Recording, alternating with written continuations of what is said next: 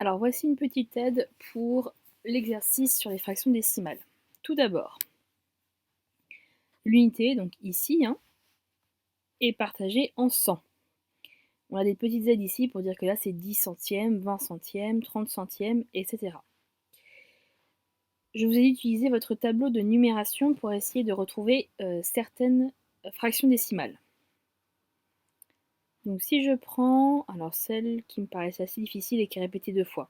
Par exemple celle-ci, 5 plus 2 dixièmes plus 5 centièmes. Si on prend le tableau de numération, donc 5, c'est 5 unités. 2 dixièmes, les dixièmes sont ici. Donc c'est ici. 5 plus 2 dixièmes, j'ai déjà un trou de mémoire, plus 5 centièmes. Donc les centièmes, cette colonne ici, on les positionne là. D'accord? On obtient donc le nombre décimal 5,25, mais c'est pas ce qui nous intéresse. C'est-à-dire que le nombre de centièmes, ici, est de 525. Donc pour le retrouver, 525, eh bien, on sait que l'unité est partagée en 100, donc là c'est 100 centièmes. Donc là c'est 200 centièmes, 300 centièmes, 400 centièmes, de nouveau 400 centièmes, et là 500 centièmes. Donc 525, c'est, là on va compter de 10, donc 500, 520, 510, pardon, 520, 521, 122, 123, 524 et 525. 525, c'est ici. On pouvait aussi retrouver, donc avec le tableau de numération, mais notre technique, c'est de se dire, bon bah 5 unités, donc c'est ici. 2 dixièmes, on supprime tous les petits traits qui sont ici, et on va dire que l'unité est plus que partagée en 10.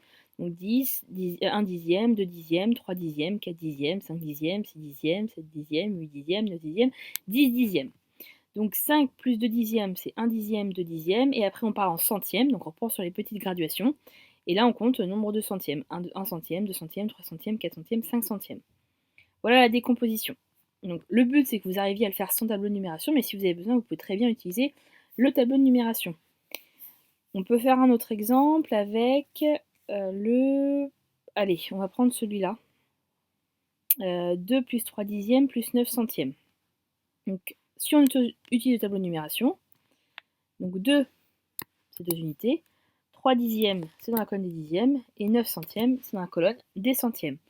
Donc, on obtient le nombre 2,39, d'accord, mais aussi le nombre de centièmes, je vous rappelle le nombre, on prend la colonne et on prend tous les nombres qui sont à gauche. Donc il y a 239 centièmes. 239 centièmes, eh bien on est ici. 200 centièmes, 210, 220, 230, et on compte 231, 32, 33, donc jusqu'à 239 ici. Encore une fois, on a le 2 des unités, les 3 dixièmes, 1 dixième, 2 dixièmes, 3 dixièmes qui est ici, et après les 9 centièmes qu'on compte.